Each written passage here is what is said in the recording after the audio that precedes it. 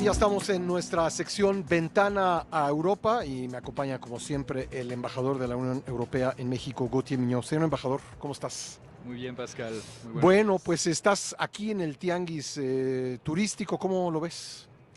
Fantástico. La verdad es que yo creo que México cada vez se afirma más como una superpotencia cultural y turística, al igual que la Unión Europea, de hecho, ¿no? Creo que estamos en situaciones un poco similares y con retos similares también, Claro, porque eso implica hacer que el turismo sea inclusivo, que los sí. mejores sitios no sean santuarios para millonarios y que la mano turística no beneficie solamente a algunos empresarios, sino a una parte más amplia de población y Ujú. hacer que este turismo sea sostenible.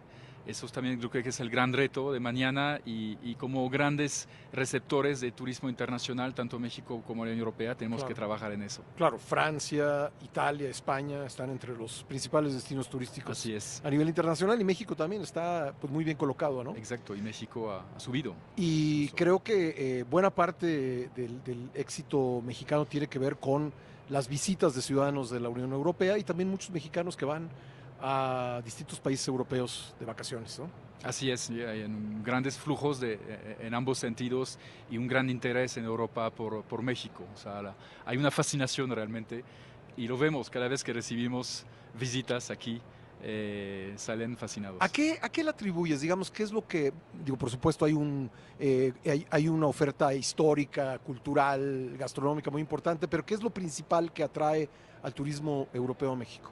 Yo creo que es la variedad justamente Ujú, de la naturaleza, las playas, etcétera, pero esa fuerza de la cultura mexicana, de los sitios arqueológicos, de la gastronomía, ujú. yo creo que es toda esa variedad y esa riqueza que realmente se encuentra en muy pocos países del mundo, toda esa parte colorida, la diferencia justamente, yo creo que al mismo tiempo las similitudes Ujú. con la cultura europea y al mismo tiempo las diferencias, yo creo que es lo que fascina a los europeos. Y cuando los mexicanos van a Europa, redescubren sus raíces, Exacto. sus orígenes, ¿no? Bueno, la parte europea de sus orígenes Sí.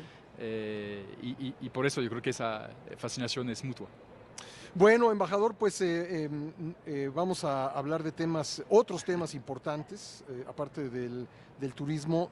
Hay dos medidas muy relevantes tomadas en días recientes en la Unión Europea. Una de ellas tiene que ver con las materias primas. Europa es un gran consumidor de materias primas y ha tenido el cuidado, pues que esas materias primas que llegan para su industria, digamos, lleguen en buenas condiciones, vamos a decirlo así. Así es, hace unos días la Comisión Europea presentó dos iniciativas que ahora se van a debatir con los Estados miembros y con el Parlamento Europeo, que tiene que ver una con las materias primas críticas y otra con la industria net zero, como la llamamos, o sea, descarbonizada. Ujú, ujú. ¿Por qué? Porque queremos realizar esas dos transformaciones verdes y digitales y para eso necesitamos tener acceso a materias primas y necesitamos acelerar la transformación de nuestra industria, preservando nuestra competitividad y preservando y creando más empleos de calidad. Y, uh, y vamos a necesitar cada vez más materias primas críticas Ujú. para producir turbinas eólicas, por ejemplo. Necesitamos tierras raras para producir baterías de vehículos, necesitamos litio y en la Unión Europea tenemos muy pocas de esas materias Ujú. primas y dependemos de proveedores, muchas veces de un solo proveedor para un Monopólico. producto Ujú. casi monopólico. Sí. Y hemos visto en el caso de Rusia y la dependencia de gas que teníamos hacia Rusia, cómo puede ser Un una problema. arma Ujú, que se usa en contra de nosotros. ujú, Entonces, queremos desarrollar nuestras propias capacidades, aunque sean limitadas, ajá. que queremos cubrir un 10% por lo menos de nuestra producción Ujú, y queremos diversificar nuestros productores y tener proveedores, perdón, diversificar nuestros proveedores ujú, y tener proveedores confiables con los cuales tenemos acuerdos que ya hemos empezado a firmar, por ejemplo, con Nueva Zelanda o con Chile recientemente, y también en el marco de acuerdos más amplios y ujú. también acuerdos más enfocados con países como Canadá, Kazajstán, Namibia o Ucrania, por ejemplo. Entonces, eso es un gran reto para los próximos años si queremos poder tener acceso a esas materias primas que requerimos para esa transición. Entonces la clave sería la diversificación para no depender de un solo país, de un solo proveedor. Exacto. Y queremos crear un club de materias primas críticas con los estados justamente que quieren fomentar ese mismo espíritu, digamos, de garantizar el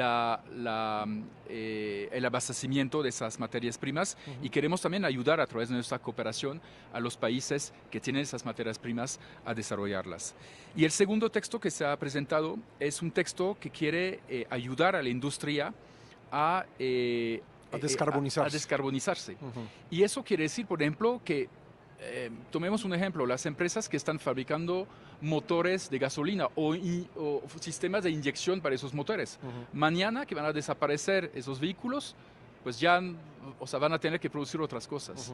De acuerdo con el calendario europeo, los motores de combustión interna, ¿cuándo desaparecerán en Europa? Hay un debate todavía, la fecha que se había propuesta es 2035, todavía hay un debate al respecto, pero en fin, será, yo creo que alrededor de esa fecha, de todas formas. Y todo eso significa que necesitamos simplificar los permisos para algunos proyectos, los proyectos mineros, por ejemplo, que estábamos mencionando antes, facilitar también el apoyo público por parte de los Estados miembros a esas industrias, o sea, los subsidios, como lo están haciendo los Estados Unidos con el Inflation Reduction Act.